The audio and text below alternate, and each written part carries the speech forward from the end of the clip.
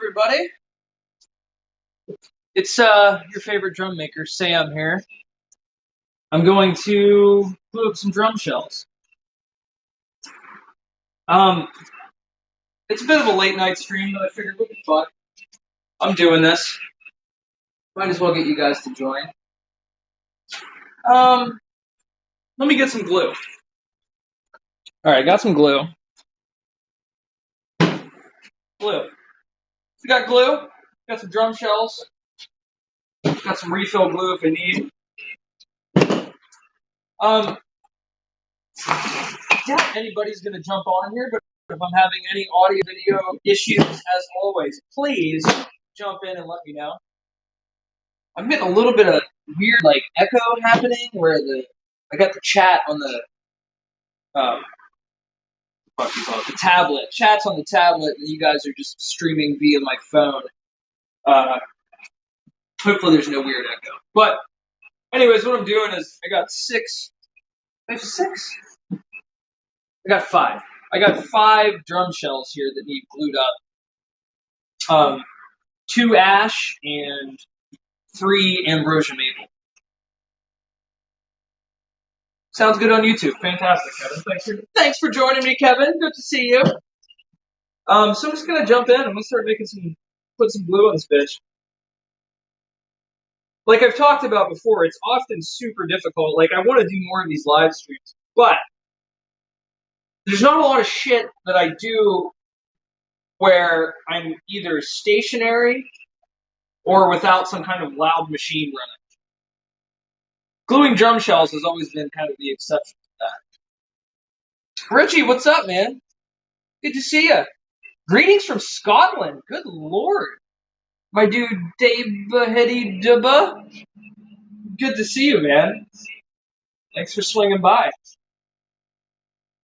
So, Type Bond 3, filling up the cracks. These are 20 segment stave snare drums.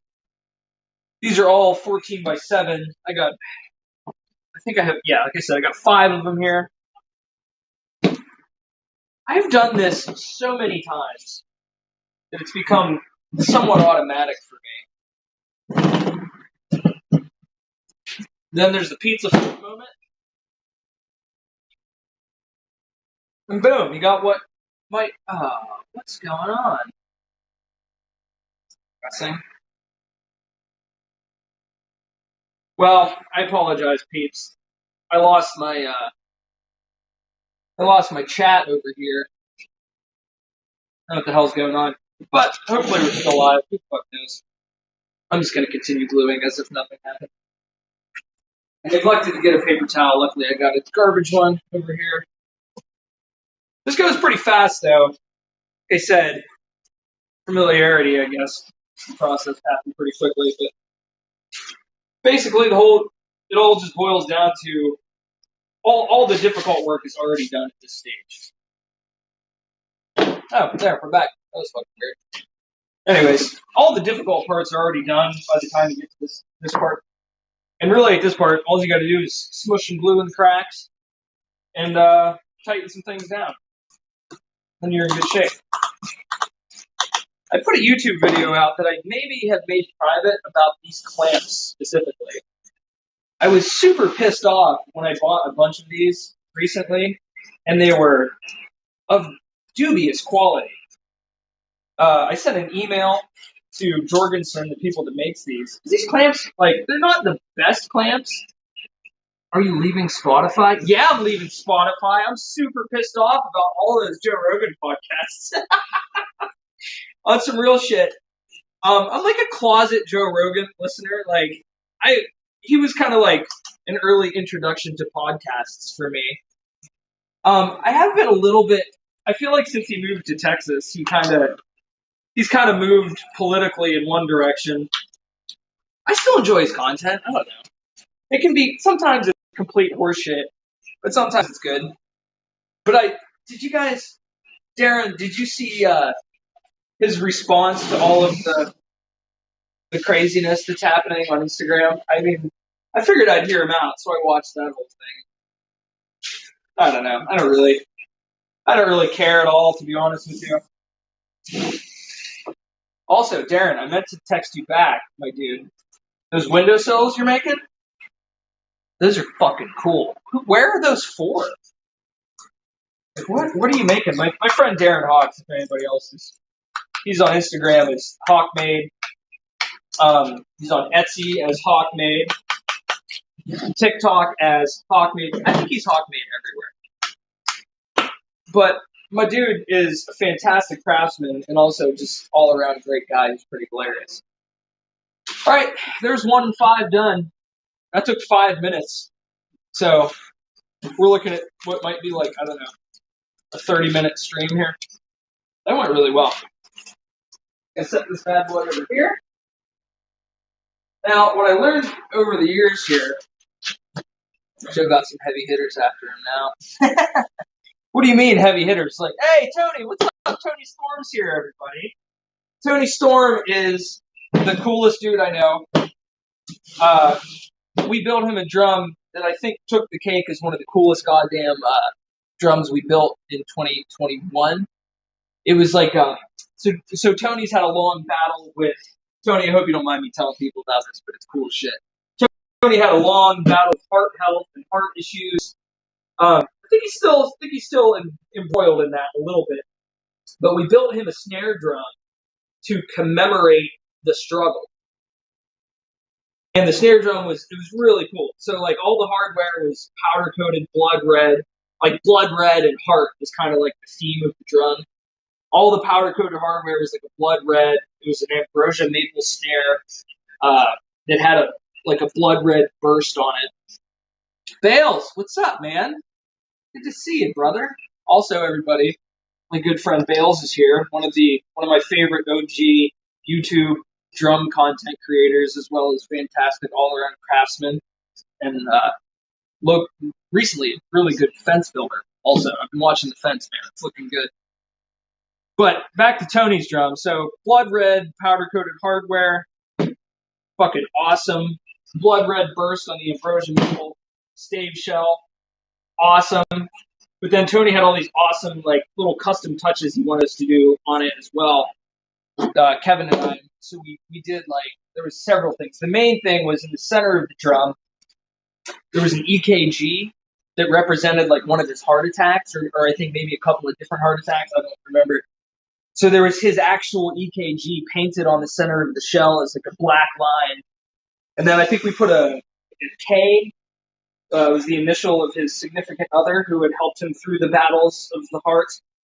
What else did we do? Oh, the tone control knob was like an anatomical human heart that we cut out of I think Hadoop exotic wood.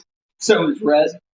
There's one more thing in there too. I think there was like a Roman numeral or something that represented the amount of times he had actually died and then been resuscitated. So Tony, I'm sorry to recount all the gruesome details of your snare drum, but people should know it's really fucking cool, man. And hopefully, I think Tony and I were talking last year. I think we're hoping to maybe do a drum set that matches that snare drum. Oh, good. I'm glad this. Tony said not at all. Doesn't fucking. Okay, good. So I'm glad I'm not pissing Tony off because I'm a little scared.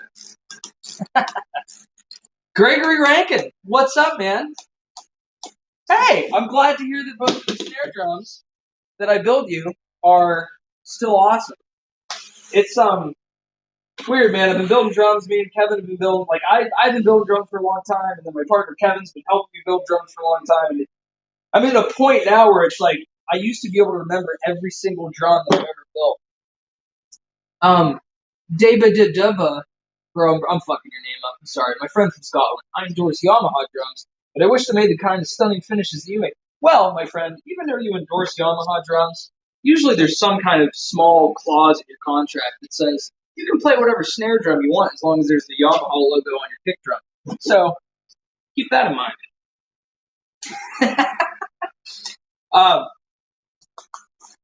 But yeah, Gregory Rankin, my dude, I'm going to need you to remind me, Gregory Rankin, jump in the chat and remind me what drums we built for you. I feel bad that I don't remember. But like I said, me and Kevin, man, we've been building drums for a long fucking time.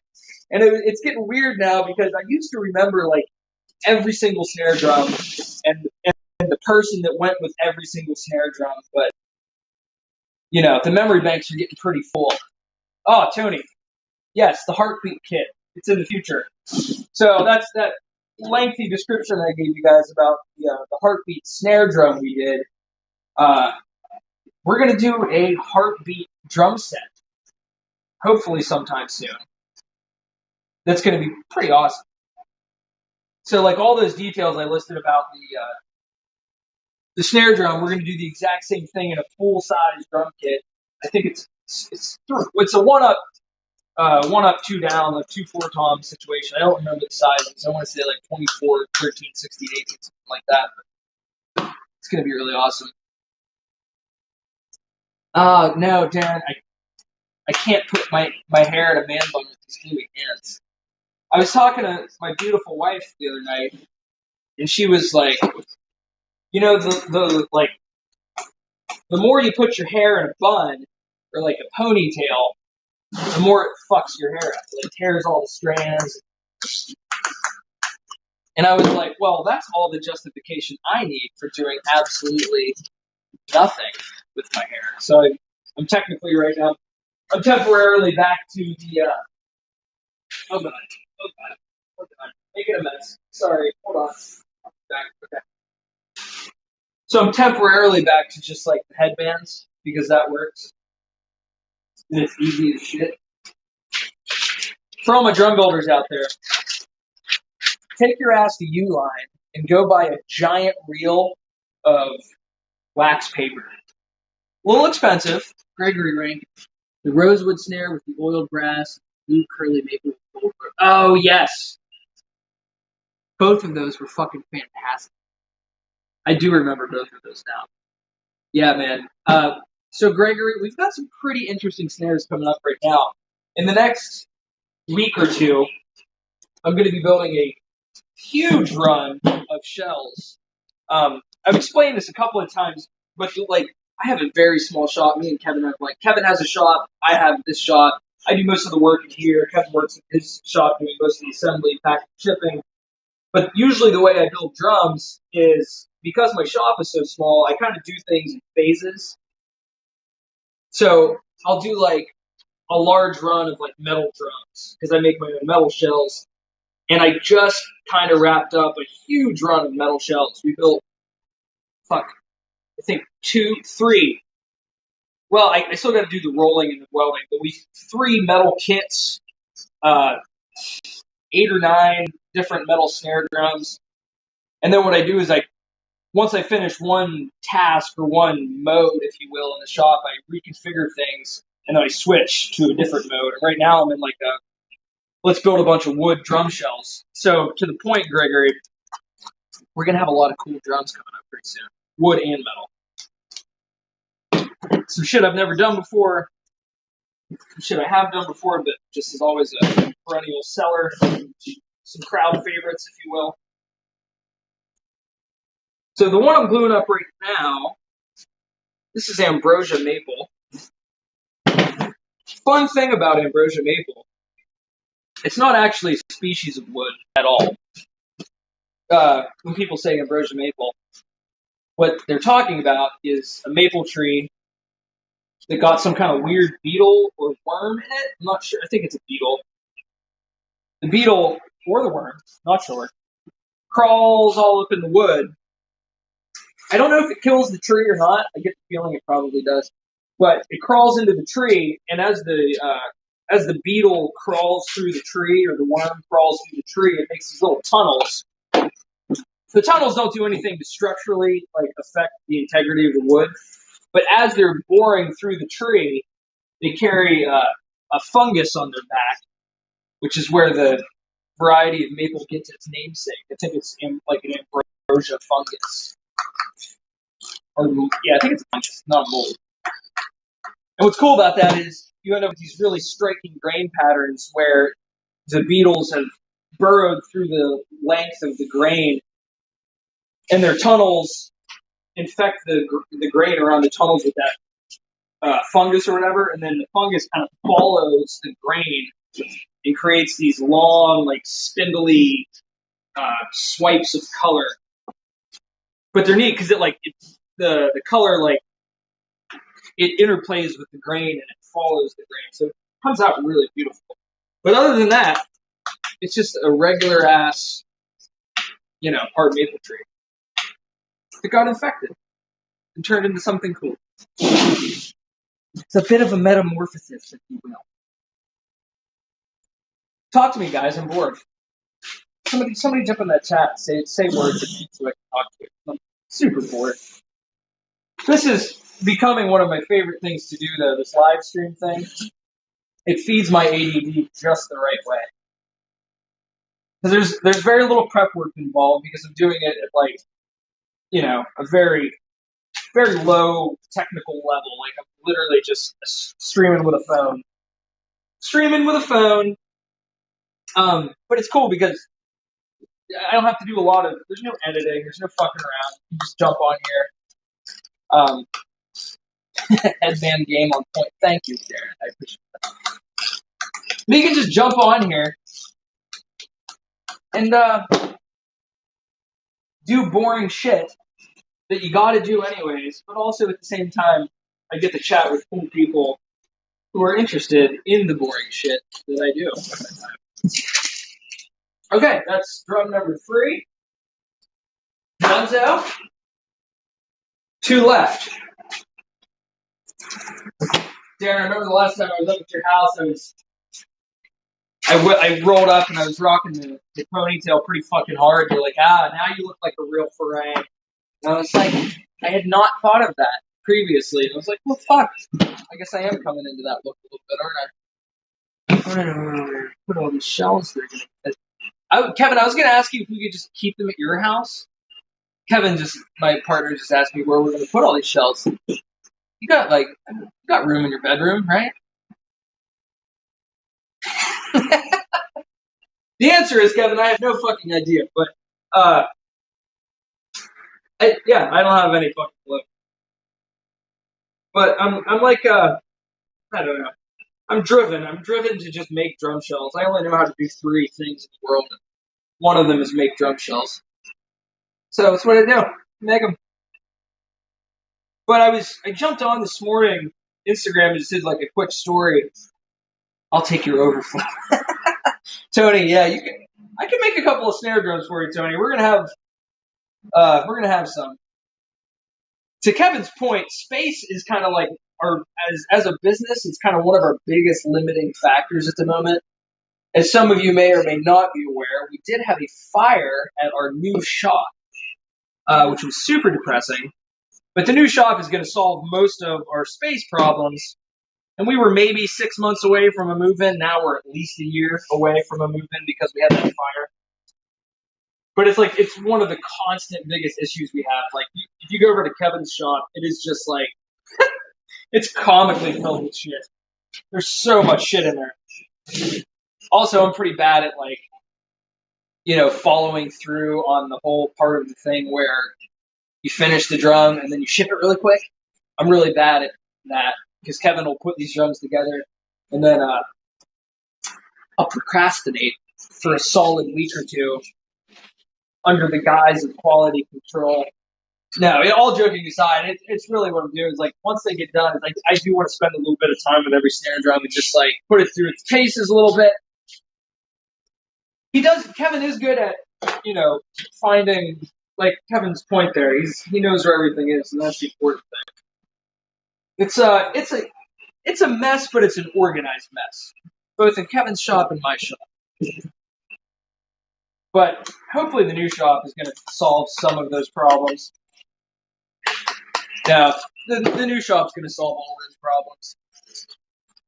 Because we'll have, room to, just hardware storage. Just hardware storage in and of itself will be a whole new thing. We have so much drum hardware for building drums. And we have it stored in, really the only configuration we can. It's as organized as we can possibly get it to be, but we just need a bigger spot to put it in, just so we can like spread things out and kind of group like things together a little bit better. Just that would be awesome. I really dream about like the new machines we're going to be able to get, because that's another limiting factor. Is like I'd really like to ramp up production. Yeah, hoop storage, Kevin, 100%. I'm excited as shit about hoop storage, but I'm very excited, being the technocrat that I am, just about like new machine capability, because we have so many orders, and I'm like consistently just blown away and grateful for the amount of orders that we have. But it's like me and Kevin aren't doing anything to advertise at all, and it's just we're as busy with orders as two human beings can possibly keep up with. But if we start advertising, that would become quickly unmanageable. I'd love to start some, email campaigns and some influencer marketing and various different things, but I just can't really put my foot or justify putting my foot on that gas pedal yet, because if I do, like, I can barely keep up as is. Saw those new wood bass drum boots you made. Looking forward to those on the new kit. Yeah, Tony, those new bass drum hoops, I'm excited about. Those were a request from a customer. For anybody that doesn't know what Tony's talking about, we did well, how would anybody know? Unless you're a close observer of our Instagram stories. We just finished up this giant Bavinga kit. We're still waiting for just a couple of parts and pieces to get it completely wrapped up. But the customer wanted solid wood Bavinga bass drum hoops. And I've been making my own solid snare drum hoops and whatnot for several years. So I just scaled up that idea, made some bass drum hoops, and they came out gorgeous. So very excited about that. Fails. Hardware storage sucks. Keeping track and on top of inventory also sucks. Fails. The inventory thing, we've got down pretty fucking good. Kevin would probably yell at me because I'm incredibly anal about inventory. But I've learned over time that if you don't get your fucking shit together on inventory, it'll eat you alive. Like, you'll get an order, and then you think you have the shit to make the order, and then, oh, surprise, you don't have the things you need to make the order. So, like, we inventory down to, like, I know I could right now jump in a spreadsheet and tell you how many tension rods I have, in what color, what length, you know what I mean? Same thing for hoops, same thing for lugs. And it's one of those things where it's like, once you start it, you just can't ever stop.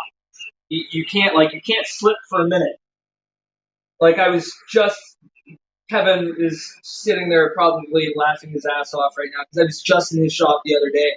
Like, Kevin, we only have 2 chrome trick strainers in stock, but the inventory sheet says 1. Like, I gotta be super pedantic about it, because if you let that shit slip, you know how it is, Bales. That shit's not fun. But yeah, I look very forward to having a spot to just spread everything out, see where everything's at, easily be able to grab stuff. It would be so nice. That's actually what I was, right before that fire happened, that's what I was about to do, was it's not huge, but there's a basement. Kevin, fuck, Darren's over here. If I were Kevin. Yeah, without looking. Yeah, he's on point. He's memorized the entire spreadsheet at this point. But we, right before that fire happened, what I was actually, the project I was gearing up to do down at the new shop was, like, I finished the lighting, I got the new heater in, and I was going to take some of these cold months here, turn the heat on. Sorry, wait, who's sorry, who is that? Sorry, I can't recognize you. Oh, we're doing a raid up in here. Oh, okay. Exciting. Oh, hello, everybody. Hi, everybody. Whoever just rated me, I super appreciate that shit. Uh, we went from a whopping 8 viewers to 11. Woo! But yeah, right before that fire happened at my new shop, we were gonna do, oh, sorry, what's up, man? It's exciting. Thanks for coming over, bro. I appreciate that.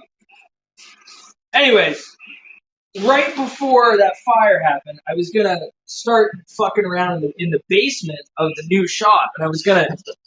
I think it was like 12 by 30, which is a pretty fucking significant space. And I got it all cleaned up, and I was gonna immediately start. I needed to concrete the walls, and then I was gonna paint it white, put some lights down there, and then build some like full length shelving. It's gonna be dope as shit. Yeah, and then the fucking place caught on fire. So what are you gonna do? Because my thought was like, while even at that point in time, like I was still 6 or 8 months away from move-in date.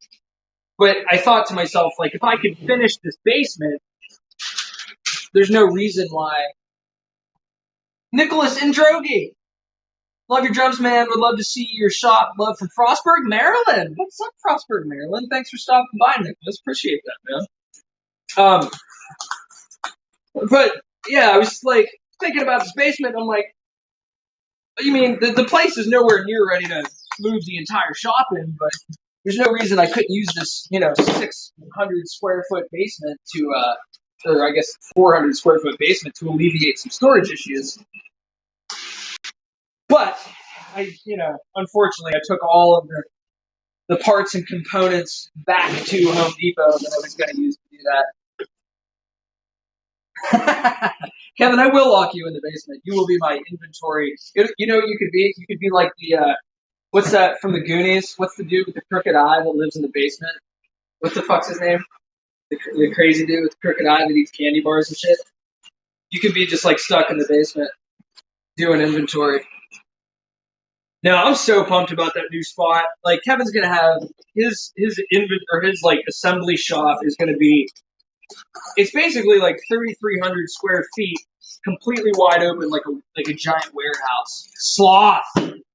Yes, Kevin could be sloth. He could be in the basement, maybe not chained to a chair, but just like you open the door and go down the basement. He's down there like, oh.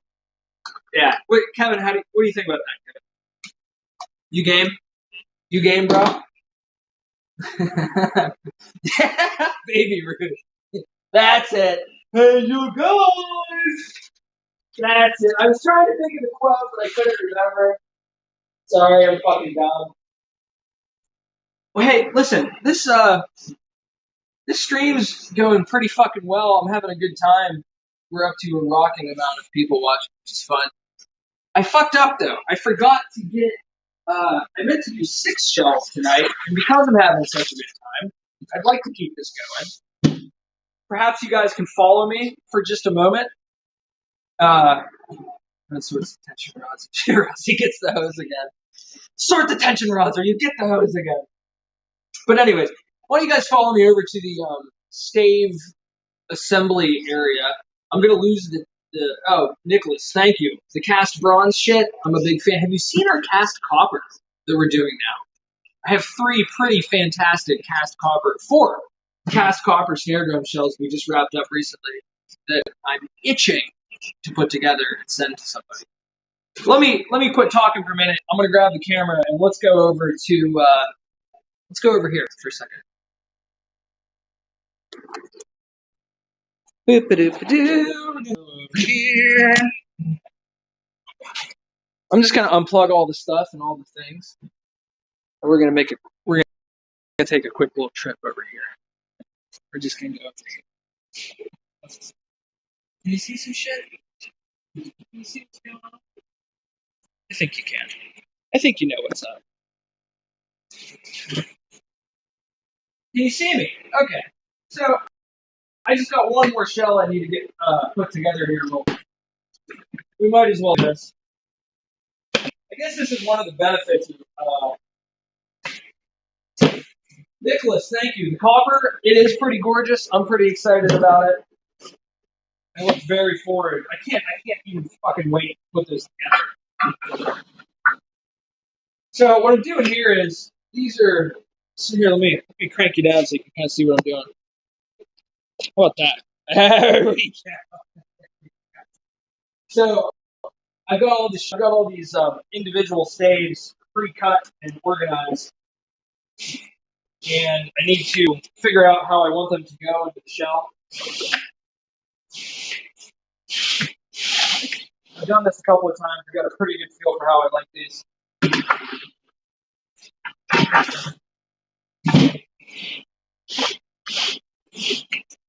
That. Boom. Like that. Move over to Twitch. Everything looks good. Well organized shop, my dude. Yes, Karen. Thank you, Karen. I appreciate that. I'm doing the best I can. I've realized that like that saying of like, cleanliness is next to godliness is so fucking key. Like you and I as people that make things, we know how it is. Like if you can't find the shit that you need, even though you know you have it, it's like you might as well not fucking have it. So keeping your shit organized is pretty key. So now the staves are all flipped up the correct way. Get these nice and lined up. Get them butted up tight to each other, nice and straight. I don't know if this is coming up on the camera at all, but there's triangles drawn on this. Darren knows what I'm talking about, and I think Kevin too with these triangles. Probably Bales if he's still here. They have a lot of names, these triangles. I've always referred to them as builder's triangles. And they're just a way I draw these triangles on the drums or on the wood before I cut the wood into pieces. And what it lets me do is basically reassemble the board as it was in nature, but in my drum shop. You call me quick draw the draw with the 3M painter's tape. I don't fuck around, dude.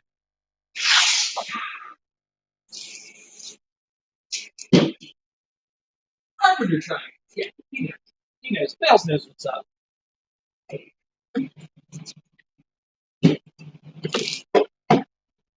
little bit of rolling to keep that tape sticking.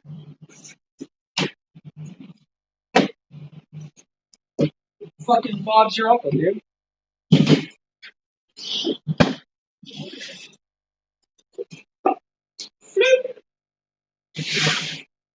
Nailed that shit. Okay, what do you guys say we go back over to the gluing area? Come back over here to the gluing area. Get our freshly taped up shit.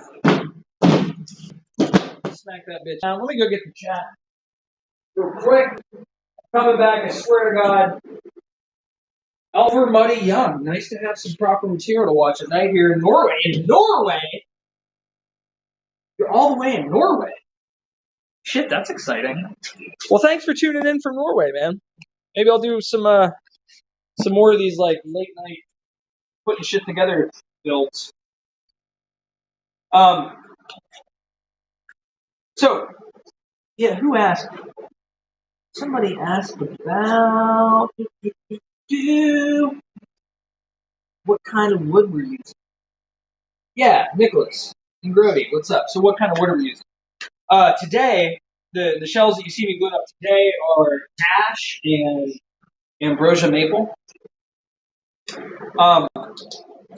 I cut up. What's happening? No. I appreciate that. But anyways, so Ambrosia Maple and white ash is what I'm using today. But over the last couple of 2-3 days or something, I cut up enough wood to make somewhere in the order of 30 to 40 shells. I don't know. I could be off on that count. I'm looking at like, I don't know, a chest freezer sized mountain of wood stacked up over there. And there's a variety of wood species going on over there. some of the usual suspects, some of the shit that I use all the time. Aromatic cedar, oak, ash, curly maple. What else? Just over there. Oak, ash, curly maple. Oh, mahogany. There's a significant amount of mahogany over there. But then there's some new shit in the mix that I've never used before that I'm very excited about. First, I'm going to say at the top of the list of new wood species in this batch that I'm excited about. Oh yeah, Nicholas, the reclaimed American chestnut. I have one of those available. One of them went to Dan Stone. The other one went to Mr. Greggles over in England, another pretty awesome Twitch streamer for drums. And I got one left. I think it's like a 14. No, maybe it's a 13. I don't know. Like either a 14 or 13 by 6-ish, somewhere in that neighborhood. Dan actually gave me that. Pretty cool shit. Very, very rare. Very hard to get a hold of. Like original old growth American chestnut. What I was talking about a second ago was the new woods that I'm working on in this big batch of wood shells that I'm excited about. Topping that list is a species called kingwood. Kingwood. Say it twice because it sounds so good.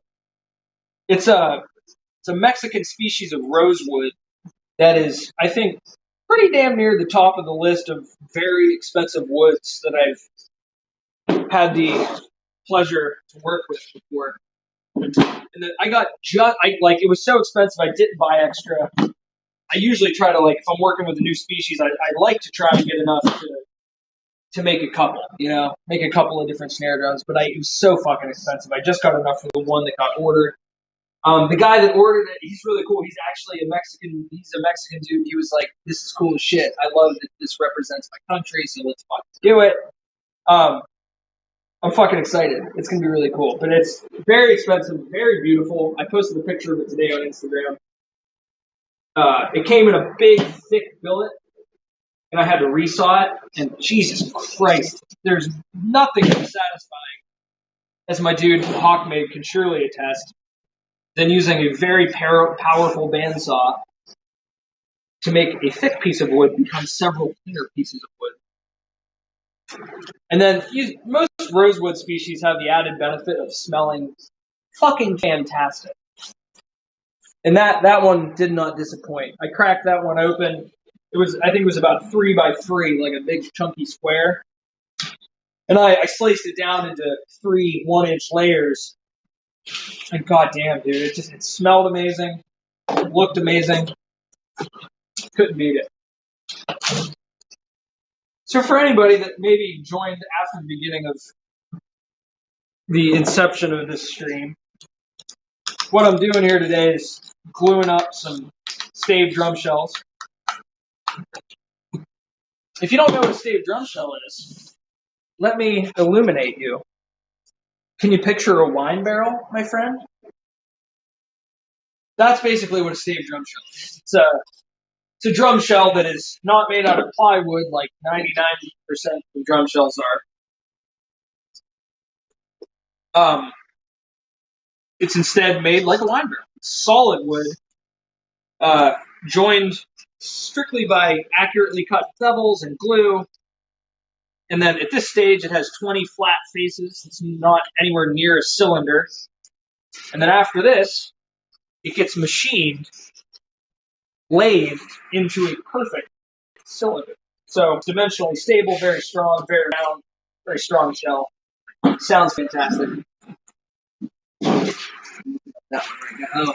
Does the kingwood have similar sound characteristics as other rosewoods? I assume you mean, Nicholas? Yeah, I find that most, I think they're called Dalbergias, is the Latin, like what the fuck is that called? Binomial nomenclature. Like the second part of the Latin name for all rosewoods is like Dalbergia species. And I tend to find that almost all rosewood species, they sound very similar because of the grain and the density, which are kind of important factors for how a drum ends up sounding. They're all fucking nearly identical, so they all come out sounding very much the same. Yeah, so Nicholas, when you say rosewood, it's a difficult thing because rosewood can actually mean a whole bunch of different wood species. That word has been kind of bastardized. There's like true Santos. Where the fuck's it from? There's a number of species that get called rosewood, and then there's a bunch of different species that are in the rosewood Dalbergia family. And in my book, they're all close enough cousins that it's really hard to distinguish, sonically at least, the differences. They all sound very similar to me. But visually, they can be very different.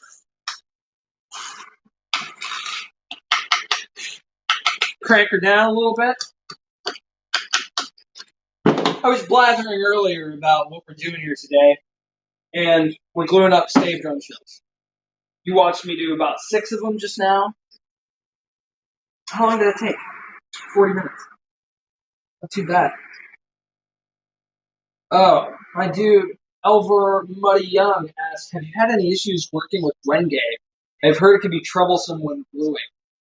Wenge, not so much. Wenge's, it's not oily, so like when you're working with rosewood species or like ipe, or there's a variety of species they have a really high resin content or like a high oil content to them. You have to be careful with those because the oil, like most glues are a water-borne glue that depend on the wood being able to absorb water for the bond to adhere correctly. And if it's an oily species, that oil repels the water and doesn't let the glue bond happen correctly. And there's some ways you can get around that, namely just removing any oil from the surface of the surfaces you're going to glue with some acetone or mineral spirits before gluing. But Wenge specifically, no, it's really not super hard to work with. It's as far as gluing, it's very easy. It has a coarse grain to it, so it glues very well. The only thing you got to watch with Wenge is it's very like splintery, and also the sawdust can be kind of caustic. It's not so bad when it's larger, like chips, like would come off a planer or a table saw, but when you sand it, that sawdust.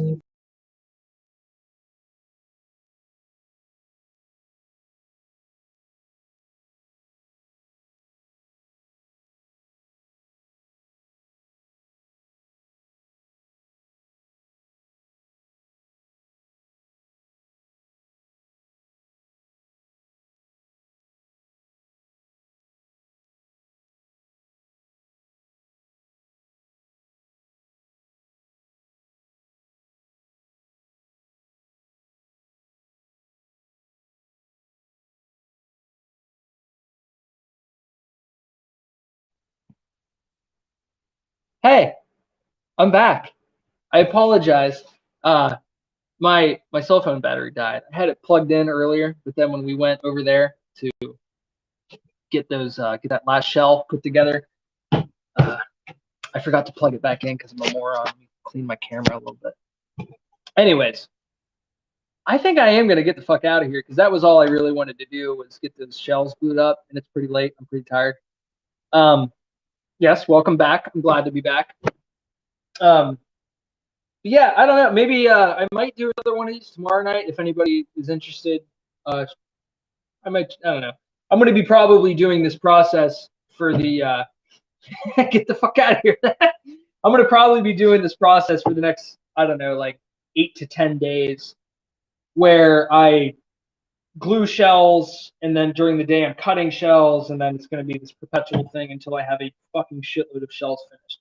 But I really appreciate everybody swinging by, saying hello. You guys helped make this terribly repetitive process a little bit more fun for me. So thank you. Have a good night yourself. Sorry, and my dude Tony, Kevin, I'll catch you later. Yeah, Delaware. Oh yeah, let me mention that. For anybody watching, February 27th, it's a Sunday. Please come down to Delaware. We're gonna be at a drum show called the Delaware Drum Show. It's gonna be super good time. I think you guys should come check it out. But I gotta get the fuck out of here. Now what's going on? Looks like there's some extra peoples in here. Well, you guys rock. I really appreciate you. Yes, Kevin with the details. Appreciate it. Newcastle, Delaware, Nurse Shrine Hall. Tipsolated, what's happening, bro? It's good to see you again. Tips. Yeah, I remember you. I fucking remember when we were doing the other Twitch thing at Dan's place. Now we're doing it here.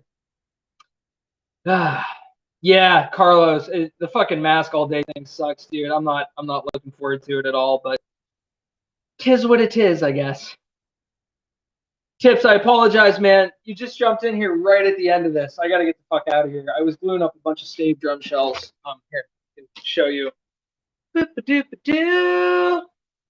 Yes, Nicholas. It's this Sunday? No, it's February 27th.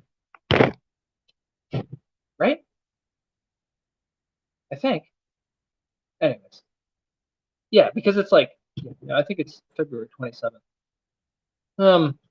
But yeah, I gotta get the fuck out of here. I appreciate you guys. I'll catch you later. I'm gonna shut this thing down. Have a super fun afternoon, late evening, early morning.